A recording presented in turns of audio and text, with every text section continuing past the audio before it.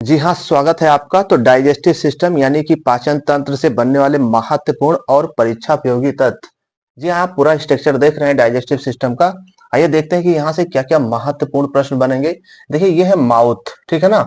Mouth यानी कि मुंह, इसको ओरल कैविटी या वक्कल कैविटी के नाम से जाना जाता है। मुख में पचे हुए भोजन को जो है बोलस कहते हैं। ठीक, मुंह में 3 जोड़ी लार ग्रंथि पाई जाती है। पैरोटिड, नंबर 1 पैरोटिड ग्रंथि, नंबर 2 सब लिंगुअल ग्रंथ और नंबर 3 है सब मैंडिबुलर ग्रंथ। ठीक है ना। इसमें से सबसे जो बड़ी ग्रंथि है वो पैरोटिड सबसे बड़ी ग्रंथि है। और लार ग्रंथियों के द्वारा जो लार है वो 1.5 लीटर एक दिन में स्रावित होता है। ठीक है। इसके अलावा लार से 4 प्रकार के एंजाइम सिक्रिट होते हैं: लाइसोजाइम, टाइलिन, डाइस्टेज और म्यूकस। लाइसोजाइम जीवाणुओं को नष्ट करने का काम करता है। टाइलिन और डाइस्टेज ये स्टार्च का पाचन करता है, स्टार्च और मड का पाचन करता है। इसके अलावा जो म्यूकस है, ये जो एंजाइम है ये भोजन को चिपचिपा बनाने का काम करता है। तो ये हो गया कॉन्सेप्ट क्लियर। अब बात करते हैं ग्रसनी। ठीक है ना। ग्रसनी और ग्रासनली दोनों में अंतर है। ग्रसनी जो होती है वो विंड पाइप होती है जहां से एयर यानी वायु पास करता है, और जो ग्रास नली होती है इसको ओएसोफेगस भी कहते हैं, इसको फूड पाइप भी कहते हैं। और इसकी जो लंबाई होती है वो 25 सेंटीमीटर होती है। तो ग्रास नली की लंबाई कितनी होती है? 25 सेंटीमीटर होती है। तो ग्रसनी और ग्रास नली दोनों में अंतर समझ में आ गया होगा। ग्रसनी विंड पाइप है और ग्रास नली फूड पाइप है। ये वाला कॉन्सेप्ट क्लियर हो गया होगा। उसके बाद शुरू होता है पेट वाला भाग। ठीक है ना। ये है स्टमक यानी कि आमाशय। ठीक है। और आमाशय में जो भोजन है वो 4 घंटे तक रहता है। ऐसे कई बार प्रश्न पूछा गया है कि आमाशय में भोजन कितने घंटे तक रहता है, तो 4 घंटे तक रहता है।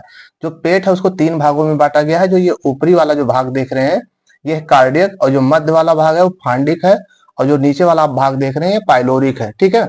तो पेट को 3 भागों में बांटा गया है। पेट का जो ऊपरी हिस्सा है कार्डियक का काम ये होता है भोजन को तोड़ना, ठीक है ना, और जीवाणुओं को नष्ट करना और हाइड्रोक्लोरिक अम्ल का निर्माण करना, ये पेट के ऊपरी हिस्से का काम है। इसके अलावा ये देख रहे हैं आप फांडिक, ठीक है ना। और ये जो आप देख रहे हैं ये रोजी नुमा या कांटे नुमा संरचना जो भोजन को रोक के रखता है। ठीक है। और तीसरा पार्ट है पाइलोरिक। तो ये वाला कॉन्सेप्ट क्लियर हो गया।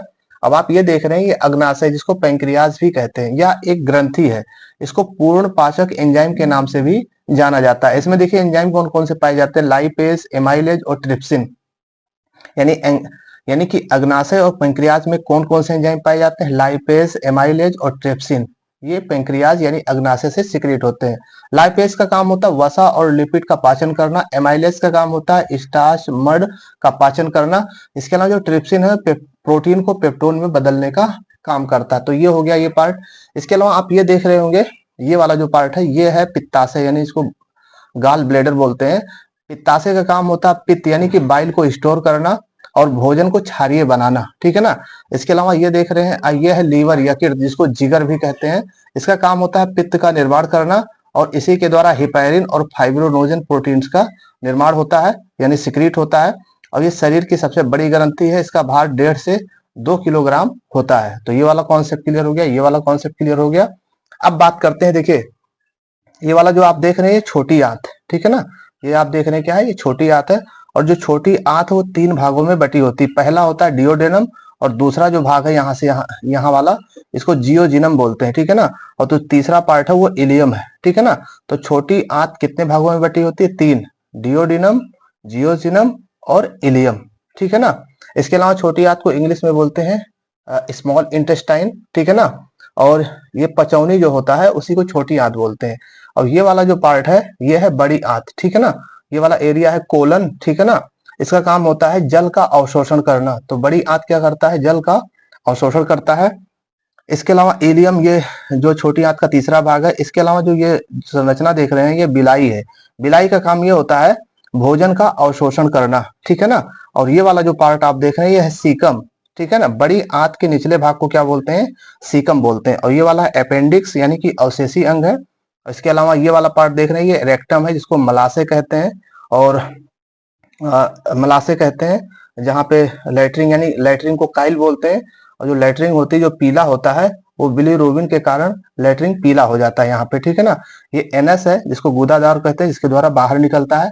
तो माउथ से लेकर के एनएस तक अगर ये बात किया जाए, माउथ टू एनएस जो आहार नाल होती है, माउथ टू एनएस जो आहार नाल होती है वो 32 फीट इसकी लंबाई होती है। अगर मीटर में बात करें तो 9 मीटर यहाँ से यहाँ तक होता है। ठीक है ना। मुंह में पचे हुए भोजन को बोलस कहते हैं, पेट में पचे हुए भोजन को काइम कहते हैं, और लास्ट में जो निकलता है लैट्रिन के रूप में उसको काइल बोलते हैं। ठीक है। इसके अलावा एक पॉइंट और छूट रहा है, इमल्सिफिकेशन कई बार पूछा जाता है पेपर में। ठीक है। वसा के पाचन को इमल्सिफिकेशन कहते हैं। ठीक। आप चाहे तो इसका स्क्रीनशॉट भी ले लीजिए। जी हाँ, और भी महत्वपूर्ण प्रश्नों पर चर्चा जारी रहेगी। अगर चैनल पर नए हैं तो सब्सक्राइब करके जुड़ जाइए। तो मिलते हैं नेक्स्ट वीडियो में, तब तक के लिए जय हिंद।